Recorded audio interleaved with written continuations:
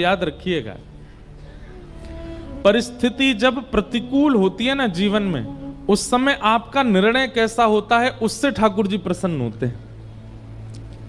अभी आपके जीवन में कोई परिस्थिति बिगड़ी हुई नहीं है, सुबह रात में सो जाते हैं चैन से, सुबह उठते हैं, बढ़िया पराठा पाते हैं, दोपहर में भोजन करते हैं, शाम का भोजन करते हैं, सो जाते हैं, फिर सुबह उठते हैं, कोई टेंशन नहीं है लाइफ में। तो इसका मतलब ये समझिए ठाकुर जी की दृष्टि नहीं है आपके ऊपर, इसीलिए सहजता से चल रहे हो।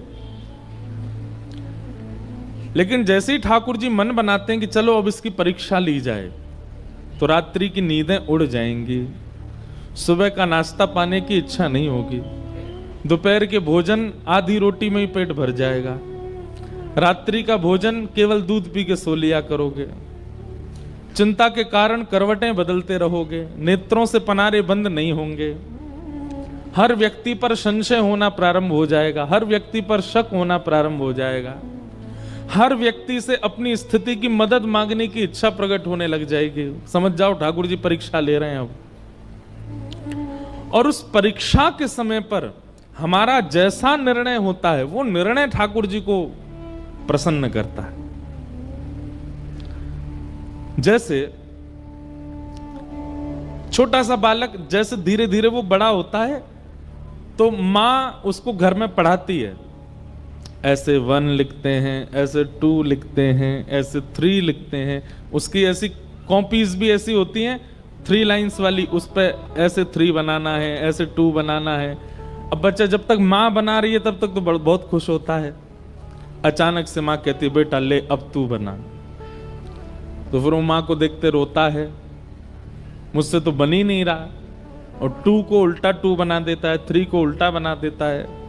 इस प्रकार फिर उसकी परीक्षा होती है, 1-2 बार तो माँ हंसती है, और 4थी-5वीं बार माँ हाथ में स्केल लेके बैठती है, बोले बना अच्छे से। और फिर वो बालक ये सोचता है मेरी सबसे बड़ी शत्रु मेरी माँ है, मेरे पिताजी बस मुझसे प्यार करते हैं। क्यों? क्योंकि वो होमवर्क नहीं करवाते मुझसे, माँ करवाती है। कई घरों में पिता करवाते हैं। ठाकुर जी हमको कब कब अच्छे लगते हैं? जब जब सब हमारे अनुकूल चल रहा है। बिहारी जी आपसे बढ़िया कोई नहीं है, सब बहुत अच्छे हैं। लेकिन जैसे ही प्रतिकूल स्थिति आती है भय लगने लग जाता है। वास्तव में आपको भयभीत नहीं होना है उनसे जो परीक्षा ले रहे हैं, बस परीक्षा को बुद्धि लगा करके पार करना है। जीवन में आई हुई परीक्षा में आप निर्णय कैसा लेते हैं ठाकुर जी उससे प्रसन्न होते हैं। ठाकुर जी तो एक टास्क बना करके आपके जीवन में भेज देते हैं, और फिर ठाकुर जी इच्छा उनकी ऐसी होती है कि आप उससे निकलो, आप उसको पार करो। लेकिन जब हम भयभीत हो जाते हैं, जब हम उस स्थिति से भागने लग जाते हैं, तो ठाकुर जी बहुत निराश होते हैं। इसको इतनी कथाएं सुनवाई, आजकल तो इसके फोन में यूट्यूब में भी हम सब संत जनों की वाणी भेजते रहते हैं, फिर भी इतना विचलित हो रहा है, इतना परेशान हो रहा है, इतना दुखी हो रहा है। लेकिन जीवन में आई हुई परिस्थिति को परीक्षा मान करके और निर्णयात्मक बुद्धि से जब उसको पार कर लेता है कोई व्यक्ति, विचलित नहीं होता, ठाकुर जी उससे बहुत प्रसन्न होते हैं। इसलिए हमारी प्रार्थना बंधुओं, जब परीक्षा आती है, आती सबके है, मैं व्यास हूं मेरे जीवन में नहीं आती होगी ऐसा नहीं है, सबके जीवन में आती है। पर उस परीक्षा के समय पर विश्वास मत तोड़िए ठाकुर जी पर। आप लोग, मुझे पता है कई लोगों की ऐसी ऐसी परिस्थिति होती है, कभी कभी एकांत में जब मैं सुनता हूं तो मैं खुद सोच में पड़ जाता हूं कि इस परिस्थिति से कैसे निकलेगा। लेकिन संसार में एक भी परिस्थिति ऐसी नहीं है जिससे एग्जिट पॉइंट ठाकुर जी ने ना बनाया हो, सबका है। बस आप विचलित मत हो। किसी किसी की पहेली ज्यादा बड़ी है, किसी की छोटी है, पर सब पहेली का हल है। इसलिए विचलित मत होइए, बहुत शांत हृदय से, शांत बुद्धि से अपने निर्णय लीजिए और निकल पड़िए आगे।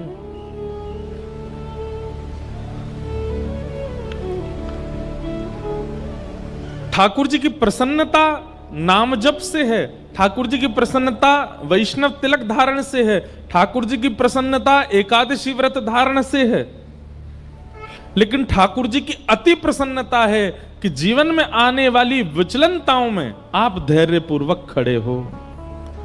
जीवन में आने वाले उतार चढ़ाव को आप बड़ी आसानी से पार कर रहे हो। ठाकुर जी उससे अति प्रसन्न होते हैं।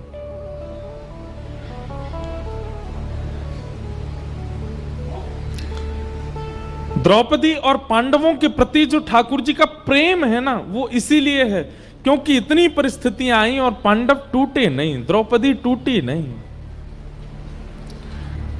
आज तो परीक्षा की पराकाष्ठा हो गई। जन्मदात बालक कितना प्रिय होता है मां को। बालक कभी अगर ऊधम मचाता है तो मां सबको डांट देती है, बोले इसको कुछ मत कहो, ये ऊधम करे मुझे बताओ, मैं इसको मारूं डांटू कुछ भी, और कोई इसको छुएगा नहीं। कई बार मां ऐसा बोल देती है टीचर्स को भी कि ज्यादा ऊधम मचाए तो आप इसको देख लेना, लेकिन फिर थोड़े अगर वही टीचर उसको पीट पाट दे तो फिर मां फिर लड़ने आ जाती है। बोले आपने इसको क्यों मारा, बोले इसने होमवर्क नहीं किया, तो बोले आप मुझे बताओ आप क्यों मार रहे हो। मां कभी नहीं देख सकती कि उसके पुत्र को उसके अलावा कोई और डांटे, पर यहां द्रौपदी के 5 बालक मार दिए गए और वो हत्यारा सामने खड़ा है और द्रौपदी कहती है इसको मुक्त कर दो। कल हमने इसी विषय पर बृहद चर्चा की थी। 5 बातें कहीं, धर्मम न्यायम शकरुणम निर्वलीकम समम महत। द्रौपदी की बात में धर्म है, न्याय है, करुणा है, समता है। ठाकुर जी उससे प्रसन्न हो गए और भगवान ने अपना नाम द्रौपदी को प्रदान किया। अश्वत्थामा पकड़ा हुआ था। अर्जुन बोले अब क्या करें, तो आधी दाढ़ी मूंछ और शिखा छेदन करके उसको सभा से निष्कासित कर दिया। भगवान बोले भैया अब तुम्हारा सब सुलह हो गया है, महाभारत युद्ध तुम लोग जीत गए हो, अब हस्तिनापुर की गद्दी पर बैठो, आनंद करो। अब मुझे आज्ञा दो, बहुत दिन हो गए हैं मैं द्वारिका से बाहर हूं, अब मैं वापस द्वारिका जा रहा हूं। ठाकुर जी जैसे ही रथ में आरूढ़ होकर के द्वारिका को प्रस्थान करने लगे, इतने में ही अर्जुन की पुत्र वधू, अर्जुन के पुत्र का नाम अभिमन्यु और अभिमन्यु की पत्नी उसका नाम उत्तरा। उत्तरा भगवान की ओर दौड़ी दौड़ी चली आ रही है और दोनों भुजाएं उठाकर के ठाकुर जी से क्षमा याचना करती हुई रक्षा की कामना कर रही है। पाहि पाहि महायोगिन देव देव जगतपते नान्यम तद्भयम पश्ये यत्र मृत्यु परस्परम। हे नाथ मेरी रक्षा करो। भगवान बोले अभी द्रौपदी को मुक्त किया, अब ये कौन रोने लगा। तभी देखा कि पुत्र वधू अभिमन्यु की वधू रोती हुई आ रही है। भगवान ने तुरंत कहा उत्तरा क्या बात है, क्यों रो रही हो। बोले देखिए ना, जिस अश्वत्थामा को अभी सभा में अपमानित करके बाहर निकाल दिया, उसी ने ब्रह्मास्त्र छोड़ दिया है मेरे गर्भ के बालक को मारने के लिए। भगवान ने जैसे ही ब्रह्मास्त्र को देखा तो अंगुष्ठ मात्र एक और रूप धारण किया। एक रूप से तो सामने खड़े हैं और एक रूप से अंगुष्ठ मात्र रूप धारण करके गर्भ में प्रवेश किया। और भगवान की गदा का नाम है चक्रा। क्या नाम है? ठाकुर जी की गदा का नाम है चक्रा। अपनी चक्रा नाम की गदा को ठाकुर जी ने द्रुत गति से घुमाया और गर्भ के उस बालक की रक्षा हुई। बहुत सावधानी से सुनिए सब लोग। भगवान ने उस गर्भ के बालक की रक्षा की। वही बालक भविष्य में परीक्षित हुए, जो भागवत के श्रोता हैं। हमारे पूज्य पिताजी महाराज के गुरुदेव अनंत श्री विभूषित श्री रामानुज प्रपन्नाचार्य गुरुजी महाराज, मेरे दादा गुरुदेव, इतनी सुंदर बात कहते थे, इतनी पते की बात कहते थे। वो कहते थे कि इधर देख लो, सुन लो। वे कहते थे कि जिस गर्भ में ना जाना पड़े उसकी सारी योजनाएं सारे शास्त्र बताते हैं। भजन करो, नाम जप करो, पुण्य करो, सत्कर्म करो, कीर्तन करो, तिलक लगाओ, आदि आदि सब सत्क्रियाएं करो। क्यों? क्योंकि इन सब के करने से पुनर्जन्म न विद्यते, पुनर्जन्म नहीं होता, फिर एक ही जन्म में सब कट जाता है। हमारे पूज्य पिताजी महाराज जी गुरुदेव कहते कि गर्भ में ना आना पड़े, इसी की योजना भागवत जी बताती हैं, इसी की योजना मानस जी बताती हैं, इसी की योजना वाल्मीकि रामायण बताती हैं। और उसी गर्भ में ठाकुर जी ऐसे प्रवेश कर गए बिना कुछ विचार किए। आपको पता है जब मां के गर्भ में बालक होता है, श्रीमद् भागवत के तृतीय स्कंद में कपिल विभूति संवाद में जंतु स्तुति है, वहां पर भगवान कहते हैं कि नरक से भी ज्यादा कष्टदायी होता है मातृगर्भ। कभी आपको अवसर लगे, हमने एक कथा की थी नासिक में 1 महीना की, उस कथा में आप लोग सुनिएगा, वहां कपिल विभूति संवाद हमने विस्तार से कहा था। तब वहां ये स्तुति गाई थी कि गर्भ का बालक जो स्तुति गाता है वो स्तुति कैसे करता है। गर्भ के बालक की इतनी भयावह परिस्थिति होती है, जरा सी दुर्गंध आ जाए तो हमसे बैठ पाना मुश्किल होता है, लेकिन मल मूत्र के भरे हुए एक टब में वो बालक उल्टा पड़ा ही रहता है 9 महीने तक। और ऐसा कहते हैं कि उसकी जो त्वचा होती है वो इतनी कोमल होती है और मां के पेट के जीवाणु धीमे धीमे उसको काटते हैं, कभी कभी इतनी पीड़ा देते हैं। जब 7वें महीने में बालक आ जाता है ना, तो भगवान से हाथ जोड़ता है, हे विधाता मुझे यहां से निकालो कैसे भी, मैं बहुत परेशान हूं। भगवान कहते हैं जन्म लेके तुम वही सब करोगे, उल्टे सीधे काम, छल कपट बाजी, खाना पीना, मदिरा उड़ाना, ये सब की करो। बोले आपको सौगंध खा के कह रहा हूं, इतना भजन करूंगा कि दोबारा यहां ना आना पड़े मुझे। लेकिन जैसे ही जन्म लेता है, पहचानना प्रारंभ करता है, ये भुआ है, ये फूफा है, ये चाचा हैं, ये चाची हैं, ये दादी हैं, ये दादा हैं, ये पत्नी है, ये बच्चे हैं। धीरे धीरे भूल जाता है ठाकुर जी को दिया हुआ वचन। बीच बीच में ठाकुर जी संदेशा भिजवाते हैं गुरुजनों के द्वारा, हाँ भाई कथा सुन लो। ये सब क्या सुनना हमको। और फिर से उसी गर्भ में जाने की पूरी योजना बना लेता है, क्रियाओं को खराब करके, स्वभाव को गंदा करके, दूसरों के साथ छल कपट करके क्या करते हैं हम, पुनर्गर्भ में आने की सारी योजना बनाते हैं। और सुनिए, कर्म के अनुसार पुनर्गर्भ मिलेगा तो कई लोगों को लगता है इसमें क्या बुराई है, ठीक है हम फिर से जन्म ले लेंगे, लेकिन कहां मिलेगा ये तो नहीं पता ना।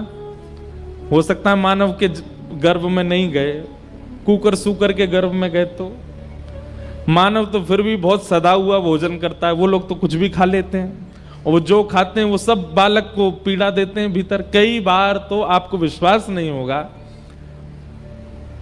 जन्म दे के जानवरों की जो माताएं होती हैं वो जन्म दे के अपने बालकों को ही खा जाती हैं। अब सोचो, कोई आना चाहता है, पुनर्जन्म लेना चाहता है, लेकिन फिर भी अपनी क्रिया नहीं सुधारता, स्वभाव नहीं सुधारता, अपने वचन नहीं सुधारता, अपने नियम नहीं सुधारता, योजना पूरी बनाता है पुनर्जन्म की। तो पूरी बात हम ये कहना चाहते हैं कि पुनर्जन्म ना लेना पड़े, उसी की योजनाएं सारी बताई गई। मातृगर्भ में ना आना पड़े, पीड़ा ना सहनी पड़े, उसी की योजना सब बनाते हैं। तो फिर भगवान कैसे उत्तरा के गर्भ में प्रवेश कर गए। हमारे पूज्य गुरुदेव भगवान, दादा गुरुदेव भगवान कहते कि भैया परीक्षित राजा है इसलिए बचाने गए नहीं, परीक्षित अर्जुन का होने वाला नाती है इसलिए बचाने गए। द्रौपदी के पुत्रों को भी बचा सकते थे ठाकुर जी, ये उत्तरा के गर्भ के बालकों को क्यों बचाया भगवान ने। तब गुरुदेव भगवान कहते हैं क्योंकि ठाकुर जी को पता है कि भविष्य में मेरी कथा का प्रथम श्रोता होगा, ये मेरी कथा का श्रोता बनने वाला है। ठाकुर जी को अपना कथा का श्रोता इतना प्रिय है कि उस प्रिय श्रोता की रक्षा के लिए गदा लेकर के ठाकुर जी गर्भ में प्रवेश किए और ब्रह्मास्त्र को नष्ट कर दिया। इसलिए आप यदि कथा में बैठे हैं तो अपना सौभाग्य मनाइए। ठाकुर जी को श्रोता इतने प्रिय हैं कि श्रोताओं के लिए ठाकुर जी गर्भ में प्रवेश करके रक्षा कर देते हैं। और केवल श्रोता की रक्षा नहीं करी है भगवान ने, वहां वक्ता श्री शुकाचार्य जी महाराज, उन्होंने भी जन्म बाद में लिया, गर्भ में मातृ दर्शन, भगवत दर्शन पहले किया।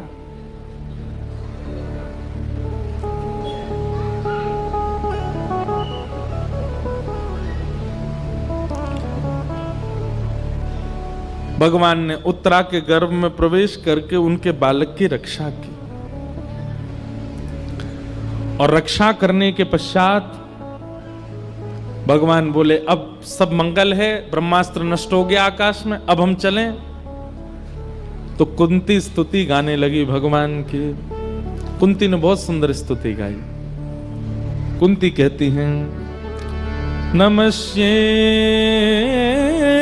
पुरुषं त्वाद्यं ईश्वरं प्रकृते परम् अलक्ष्यं सर्वभूतानामन्तर्बहिरवस्थितम् माया जवनिकाच्छन्नः आज्ञादोक्षजमव्ययम् न लक्ष्यसे मूढदृशां नटो नाट्यधरो यथा कि तथा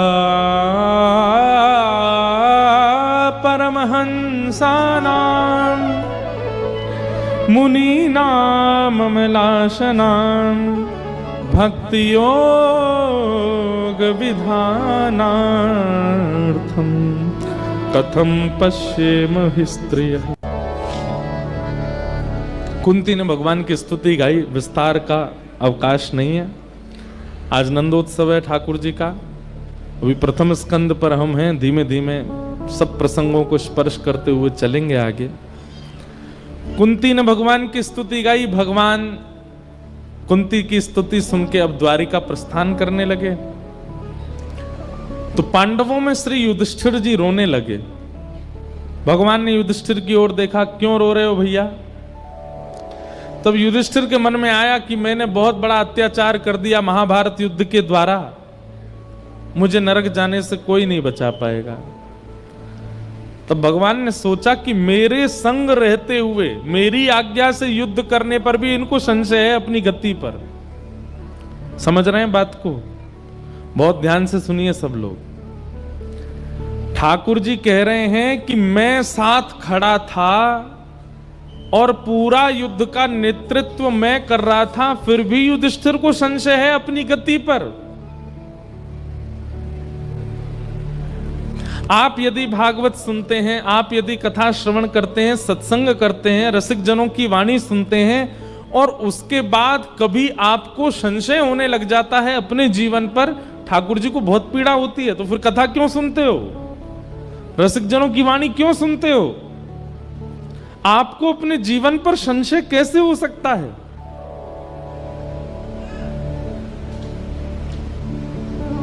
हमारे साथ श्री भगवान, हमें किस बात की चिंता।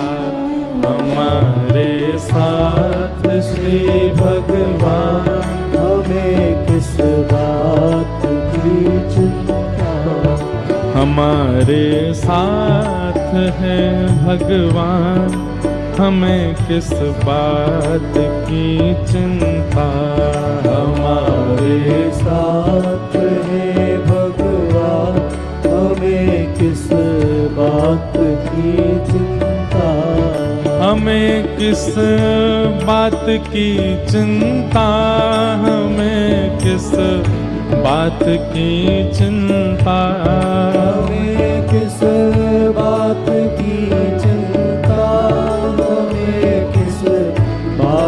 की चिंता। हमारे साथ हैं भगवान, हमें किस बात की चिंता। हमारे साथ है भगवान, हमें किस बात की चिंता। हमारे साथ हैं भगवान, हमें किस बात की चिंता।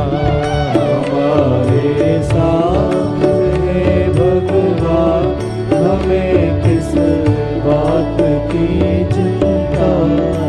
किया करते हो क्यों दिन रात तुम बिन बात की चिंता। किया करते हो तुम दिन रात क्यों बिन बात की चिंता। तेरे स्वामी को रहती है तेरी हर बात की चिंता।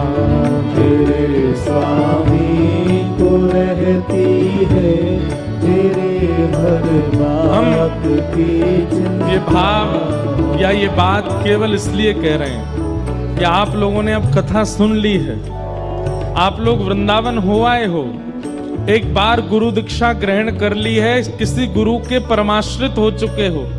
अब आप लोगों को अपने जीवन पर संशय नहीं होना चाहिए, चिंता नहीं होनी चाहिए। विश्वास कीजिए, ठाकुर जी के समर्पित होने के बाद में अब ये भरोसा दृढ़ होना चाहिए कि बस अब चाहे जो हो जाए हमारे ऊपर कोई दिक्कत नहीं आने वाली। जैसे अर्जुन, पूरे महाभारत युद्ध में कौरवों के हर योद्धा का एक ही टारगेट है कि अर्जुन को घेरना है। युधिष्ठिर सामने से निकल जाता है ना तो योद्धा कहते हैं कोई बात नहीं, इसको निकलने दो। भीम निकल जाता, निकलने दो। नकुल सहदेव अर्जुन को पकड़ो, कहां है? और अर्जुन ठाकुर जी के पीछे खड़ा है, बिल्कुल चिंता नहीं। अब आप सोचिए 18 दिन के युद्ध में एक बाण तो लगा होगा अर्जुन को। जब इतनी बड़ी सेना का एक ही केंद्र बिंदु है तो अर्जुन को एक बाण तो कहीं खरोंच ही आ गई होगी। कुछ नहीं हुआ अर्जुन को। क्यों? करिष्ये वचनम तव। ठाकुर जी को अपना रथ का सारथी बना करके उसने समर्पित कर दिया। मेरे जीवन की ये रथ डोर आपके हवाले, नाथ जहां ले चलो मैं तैयार हूं। और कौरवों के उस विशाल सेना के समुद्र को आकाश से जब देवता देखते थे ना, कौरवों की सेना ऐसे लगती थी जैसे कोई विशाल समुद्र में लहर उठ रही हो, और पांडवों की सेना ऐसी लगती थी जैसे 2-4 नदियां मिल गई हों। लेकिन उस विशाल कौरव सैन्य सिंधु को भगवान ने ऐसे पार करा दिया अर्जुन को, जैसे कोई छोटे से बालक को गाय के खुर का गड्ढा लंघवा देता। एक बार भी यदि जीवन में कथा का आश्रय और ठाकुर जी का आश्रय लिया है, फिर चिंतित मत होइएगा कि ध्रुव प्रहलाद गणिका गज अजामिल को उबारा था। कि ध्रुव प्रहलाद गणिका गज अजामिल को उबारा। कि ध्रुव प्रहलाद गणिका गज अजामिल को उबारा था। प्रहलाद गणिका गज अजामिल को उबारा था। उन्हीं का कर रहे गुणगान, उन्हीं का कर रहे गुणगान, उन्हीं का कर रहे गुणगान, उन्हीं का कर रहे गुणगान। तो फिर किस बात की चिंता। उन्हीं का कर रहे गुणगान, तो फिर किस बात की चिंता। दीवाने बन गए हैं अब, हमें दुनिया से क्या लेना। दीवाने बन गए हैं अब, हमें दुनिया से क्या लेना। दीवाने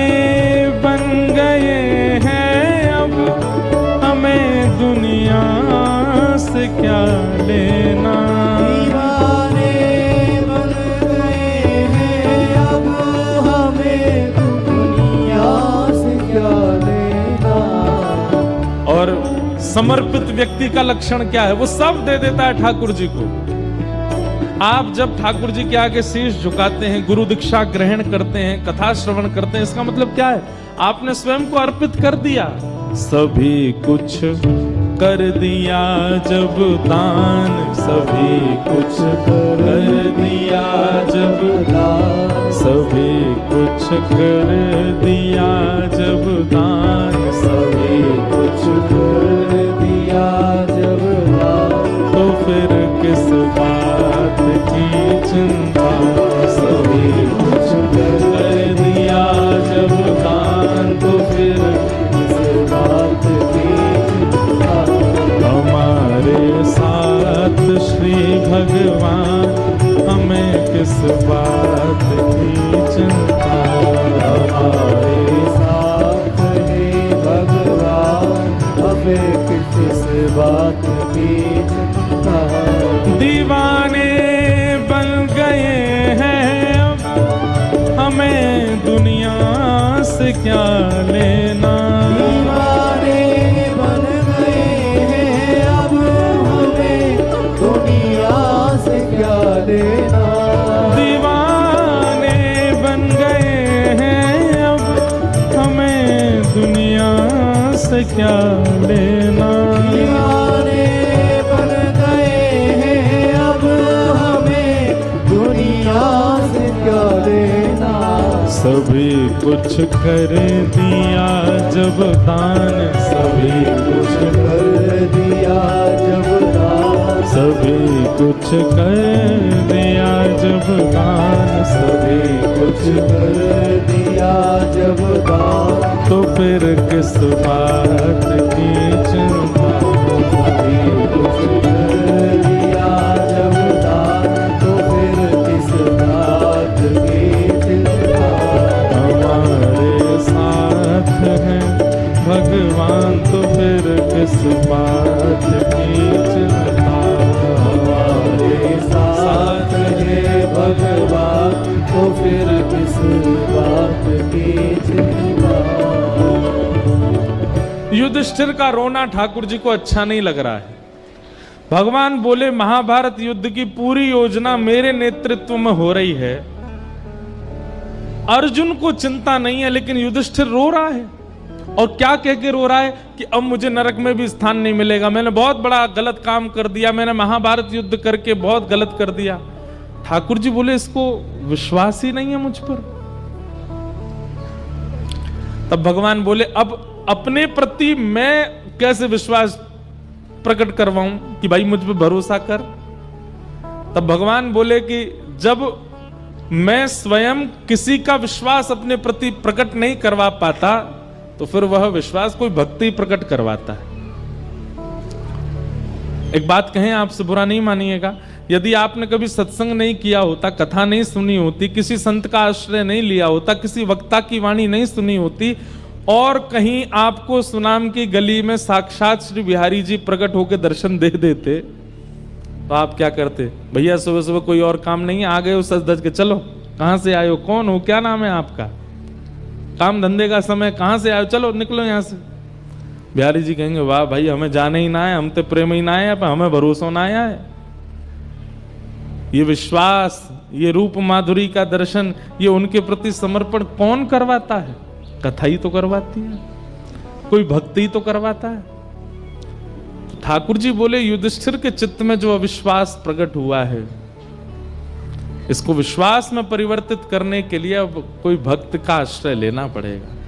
तभी भगवान को याद आया कि ओहो, बाणों की सैया पर लेटे मेरी प्रतीक्षा कर रहे हैं भीष्म पितामह, चलो उनके पास। और भगवान पांडवों को लेकर के भीष्म पितामह के पास गए। भीष्म पितामह को इच्छा मृत्यु का वरदान है, इच्छा मृत्यु का वरदान। इच्छा मृत्यु का वरदान मतलब जब तक वो ना चाहें, चाहे शरीर बीच से अलग कर दिया जाए, मरेंगे नहीं। छन्नी तो बना ही दिया, रोम रोम में बाण लगा है भीष्म पितामह के, बाणों के सैया पर लेटे हैं। लेकिन प्राण नहीं गए। क्यों? उन्होंने इच्छा मृत्यु के वरदान को सार्थक किया। और क्या विचार करके सार्थक किया?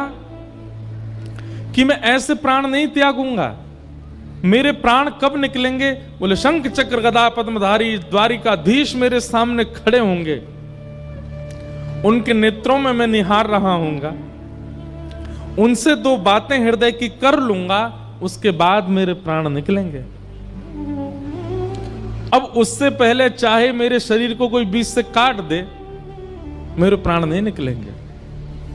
मृत्यु देवी सामने खड़ी है हाथ जोड़ करके, महाराज आपके रोम रोम में बाण लगा है, रक्त की एक बूंद नहीं बची अब अंदर। अब तो मुझे आज्ञा दीजिए कि मैं आपको ले चलूं। भीष्म बताऊं बोले खड़ी रहे, जब तक श्याम सुंदर नहीं आएंगे उनका दर्शन नहीं कर लूंगा, प्राण नहीं त्यागूंगा मैं एक बात कहता हूं बंधुओं कि इच्छा मृत्यु का वरदान प्रत्येक मानव को मिला हुआ है। ध्यान से सुनिएगा, इच्छा मृत्यु का वरदान प्रत्येक मानव को मिला है। लेकिन बात यहां अटक जाती है कि मानव ने कभी मृत्यु की इच्छा ही प्रकट नहीं की। कोई भी व्यक्ति मृत्यु की इच्छा प्रकट करता ही नहीं, उसको जीवन की ही इच्छा है, जीवित रहने की ही इच्छा है।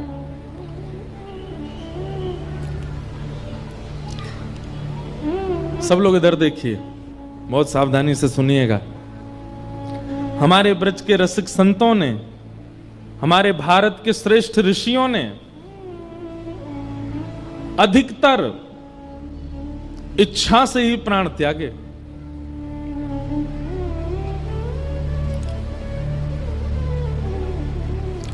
मृत्यु की इच्छा बलवान नहीं है उनके आगे, हमारे आगे है। पर हमारे ब्रज के और भारत के कई ऋषियों ने अपनी इच्छा से प्राण त्यागे।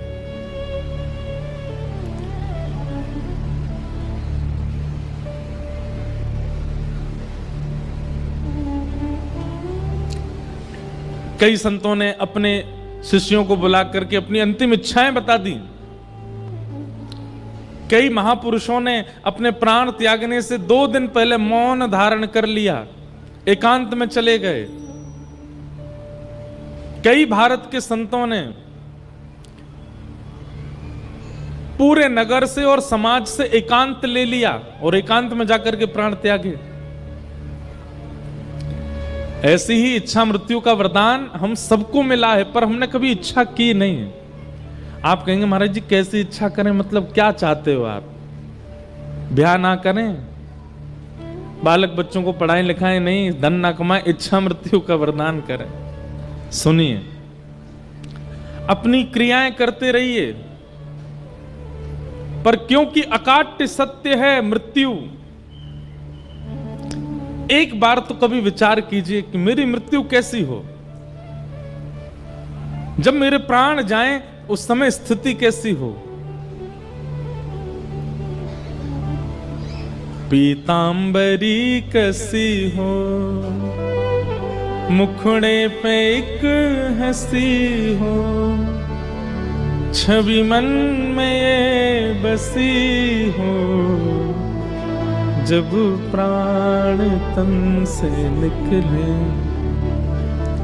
इतना तो कहना स्वामी, जब प्राण तन से निकले।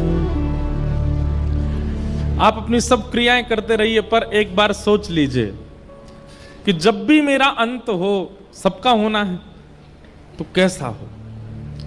और अभी कम अवस्था में ही विचार कर लोगे और नित्य विचार करते रहोगे, नित्य विचार करते रहोगे, तो फिर ठाकुर जी योजना बनाएंगे, आपका अंतिम समय वैसे ही जाएगा जैसा आपने विचार किया। पर हमने कभी विचार किया ही नहीं कि हमारा अंतिम काल कैसे जाए।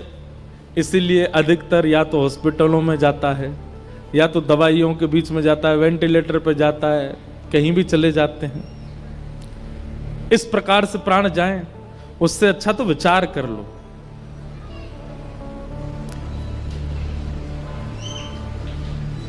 इच्छा मृत्यु। हम सुनाम से वृंदावन जाएं, राधा रमन राधा वल्लभ बिहारी जी सब जगह दर्शन करें, और सब जगह दर्शन करने के बाद में और फिर श्री राधा वल्लभ लाल जी की प्रसादी पावें। वहीं पर एक रसिक महापुरुष की कथा चल रही हो, उनकी कथा श्रवण कर लें, वृंदावन की परिक्रमा करें, ब्रजरज माथे से लगावें, खूब हरिनाम संकीर्तन करते हुए नृत्य करें। सायंकाल का समय हो जाए, सूर्यास्त हो रहा हो, लोग दीपदान कर रहे हैं यमुना जी में, और हम श्री यमुना जी के तट पर बैठे हैं, रज में सुख आसन में बैठे हैं, नेत्र बंद हो जाएं, और तभी श्री प्रियालाल जी के सुंदर अंग की सुगंध नाक में आने लगे। नेत्र खोल करके देखें तो सामने श्याम वर्ण की श्री यमुना जी में से दिव्य ठाकुर जी का स्वरूप प्रकट हो जाए। श्री प्रिया प्रियतम युगल सरकार का नित्य दर्शन एक क्षण के लिए, एक झलक बस हमको दिखे, और उसी समय श्री धाम में ही हमारे प्राण चले जाए, ऐसा विचार कर लिया। हम कथा सुन रहे हूं, आदि आदि जैसा आपको प्रिय लगे। लोग इतने ज्यादा खतरनाक हैं संसार के। एक बार मैं ये बात बोल रहा था कथा में, तो एक बालक आया अगले दिन मेरे पास। बालक नहीं था 25-26 साल का। मैंने क्या बात है भाई, सब लोग अपने अपने भाव बताते हैं। बोले महाराज जी कल आप कह रहे थे इच्छा मृत्यु का वरदान। मैंने हाँ। बोले मैंने भी सोचा, कल रात भर सोचा मेरी इच्छा मृत्यु कैसी हो। मैंने कैसी हो भाई? बोले महाराज जी दुबई में मेरा बहुत बड़ा बंगला बन जाए, करोड़ों की मुझ पर 5-6 गाड़ियां हों, और भगवत कृपा से मेरे 2-3 ब्याह हो जाए। मैंने कहा वाह भाई। मैंने कहा और? बोले मेरी मनचाही वस्तु जो मैं पाना चाहता हूं उसको मैं खा लूं, खा करके मेरा पेट भरा हो, गाड़ियों की इच्छा, घर की इच्छा, धन की इच्छा, पत्नी की इच्छा, बच्चों की इच्छा सब पूरी करके खूब प्रसाद पा करके यहां तक अपना पेट भरूं, और महाराज सभी मेरे प्राण निकल जाएं। मैंने कहा भाग जा, दिखना नहीं मुझको। लोग इतने खतरनाक हैं कि वो संसार के विषयों को सोच के भी प्राण त्यागने में राजी हैं।